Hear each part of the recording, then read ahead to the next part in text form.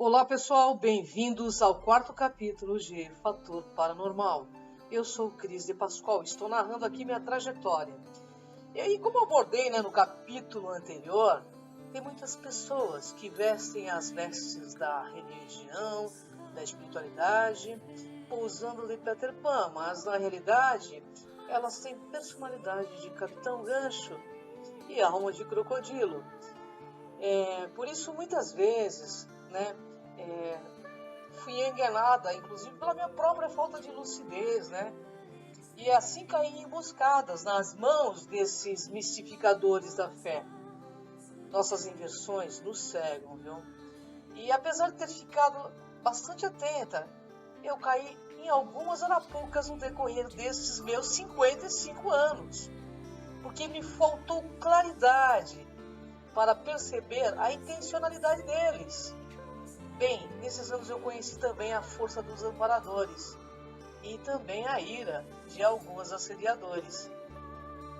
Na minha fase de aborrecência, até por volta dos 30 anos, uma tristeza, uma saudade de um tempo, de um lugar, uma coisa estranha me invadia. Parecia que eu não pertencia a este orbe de granito. Sentia-me uma estrangeira de verdade. Nessa época, eu li os tratados de Papos, toda a tradição esotérica, teosófica, li todos os livros considerados sagrados, apócrifos, Madame Blavatsky, então era fichinha. Li vários livros de Chico Xavier, Gasparetto, Zíbia, e também eu era colecionadora da revista Planeta. Aos meus 23 anos, eu lia tudo sobre espiritualidade. Mas eu devo confessar que até essa data eu não tinha o mínimo interesse em oncologia. Eu queria me entender apenas, porque eu era uma adolescente comum, que gostava de coisas incomuns, e ocorriam também fatos incomuns. Eu buscava na literatura tentar compreender os fatos que aconteciam comigo. Afinal, eu queria saber de onde eu tinha vindo, para onde eu iria. E qual o motivo de eu ter renascido aqui? Eu não poderia passar minha vida inteira sem saber essas questões. Quem eu era? Sempre tive intuições fortes, um olfato quase canino e uma força não comum. Naquela época eu tinha 19 anos e pesava 50 quilos. E nessa época eu tinha uma motocicleta. E isso com certeza perturbava o sono de minha mãe. Mas como sagitariana nada detinha meu sonho de liberdade. Trabalhava desde os 13 anos e planejava aos 20 anos comprar um apartamento, até para morar sozinha. Nesses anos eu estava muito bem profissionalmente. Trabalhava de dia e à noite eu estudava. Eu lembro que nessa época houve uma enchente muito grande em São Caetano do Sul. E eu tinha emprestado o Fusca da minha mãe. Estava com uma amiga que estávamos voltando do trabalho e estávamos paradas no fim da Avenida Goiás, ali perto da antiga ZF, para quem conhece São Caetano. Ali estávamos com água até mais ou menos a porta do veículo. De repente, um rapaz de 1,90 m mais ou menos, moreno, ele veio até o carro. De forma indelicada, colocou o seu dedo no meu nariz e exigiu que eu atravessasse a enchente para ele poder passar. Eu tentei com bom senso, argumentar. Minha amiga tentou ajudar-me, buscando argumentar também, dizendo que nosso carro ali, ele iria parar no meio da água, e pararia mesmo, porque era um Fusca, Ele, super nervoso, pediu que eu descesse do carro. Desci do carro, molhei inclusive os pés na água, E ele continuou esbravejando. Chamei-o diversas vezes à razão, até o momento que ele me empurrou contra o meu carro. O motorista do carro de trás desceu e tentou argumentar também, mas o nervoso daquela situação me fazia rir. E por isso ele ficou extremamente descontrolado. não ouvi, ele estava irritadíssimo. Até o momento que pegou assim no meu queixo, com sua mão. Chamou-me de bicho grilo, só porque eu tinha cabelo feito genijope. Exigia que eu atravessasse a enchente. Foi quando eu senti uma explosão no peito, como nunca. Senti minhas pupilas dilatarem. Quando ouvi ele em tom de ameaça, eu pulei na gola de sua jaqueta. E não sei explicar de verdade como eu vi aquele gigante do chão, de tal modo a dominá-lo. Ele, molhado, me perguntava: "Que é você? Que bicho você? Você tá drogada, pô?" Eu senti uma força capaz de esganá-lo, sabe? Ele literalmente não conseguia desvencilhar-se das minhas mãos. E eu nunca curti drogas, não tinha vontade nenhuma. Eu era até considerada meio careta, sabe, pelos colegas, meio nerds. Nisso, um guarda que estava nas imediações foi chamado. E o guarda até riu ao ver aquele marmanjo ser dominado por uma jovem magricela, feito eu. Naquela época era magrinha. Fiquei perplexa. Algo maior que eu realmente me dominara. Fugiu-me a razão. Depois disso, eu comecei a perceber que tinha que dominar essa fera interior, que aliás surgiu fortemente depois daquela discussão. O guarda o afastou de mim. Depois me questionou se eu fazia algum tipo de arte marcial ou defesa pessoal, e ao que eu respondi, não, né? Minha amiga ficou em choque e me questionava como havia feito aquilo. Mal sabia que ela, que eu também, né, estava com uma interrogação a tiracolo. O fato é que desse dia em diante, muito mais coisas foram descortinando e eu, de certa forma, temia essas diferenças, né?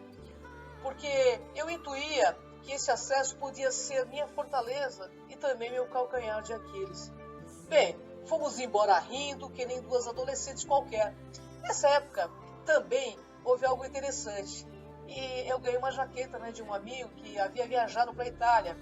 Ele sabia que eu gostava de trajes militares, eu tinha até uma certa fixação por esse tipo de vestimenta. Ele havia trazido da Itália como presente uma jaqueta. Ele tinha comprado isso numa feira lá de roupas usadas. É claro que eu notei que por dentro, né, na altura do peito, ela estava cerzida. E que na frente ele tinha colocado assim, tipo um emblema da Itália. Mas a jaqueta era deslumbrante, linda. Naquele dia em diante que comecei a usá-la, comecei também a adoecer. Doía costas, peito, cabeça, tudo, não dormia direito, sentia tontura. Bem, fiquei muito mal. Fui ao médico, fiz uma série de exames e nada. Nessa época, conheci uma amiga ligada a um centro kardecista, que me convidou para ir lá. Lá eles faziam sessão de mesa branca. Embora estivesse meio descrente, aceitei ir para ver o que acontecia numa sessão de mesa branca. Queria saber também qual era a diferença, né, da Umbanda para a mesa branca. Então, esse foi meu primeiro dia de estreia numa sessão de mesa branca. Tipo Kardec, né? Eu não sei nem se dizer, acho que eles não fazem mais, né? Mas embora nessa época ouvia falar muito do tal Chico Xavier, eu não frequentava nada.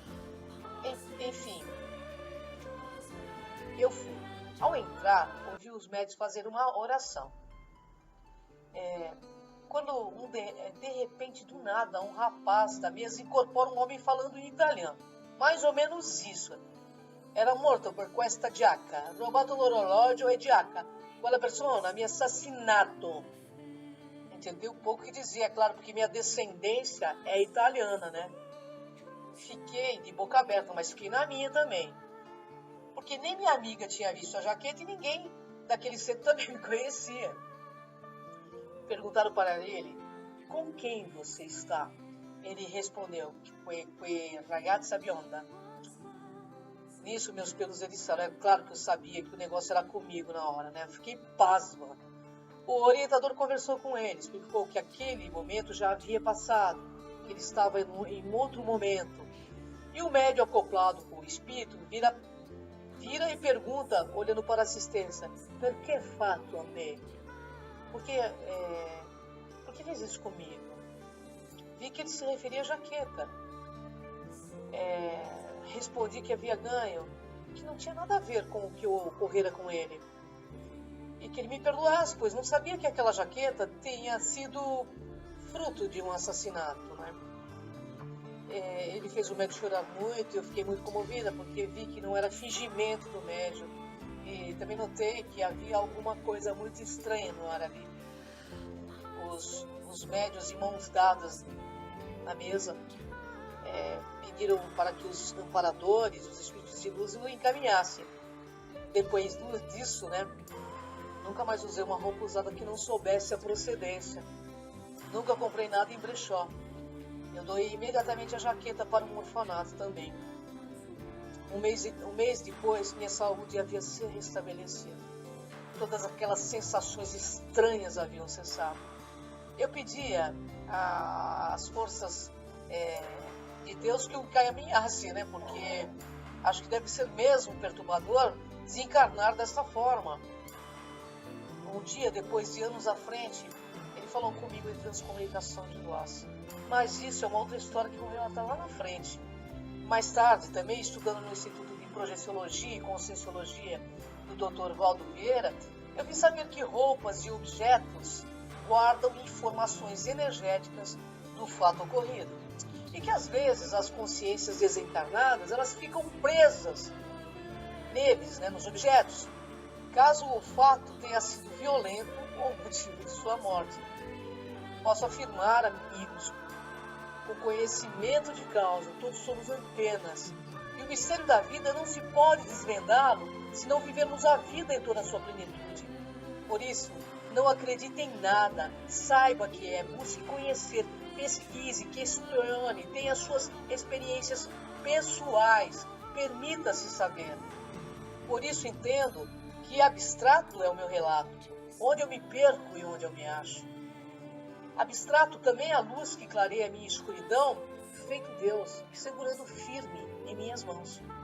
Abstrato é a energia que me faz eu estar nesta vida.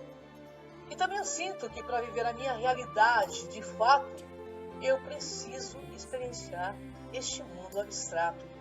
Então, amigos, sigam os seus caminhos, porque eles são atípicos, mas sigam com lucidez, porque vivemos todos entre as portas do invisível. Acredite nisso. Até o próximo capítulo de Fator Paranormal. Gratidão. Vem comigo.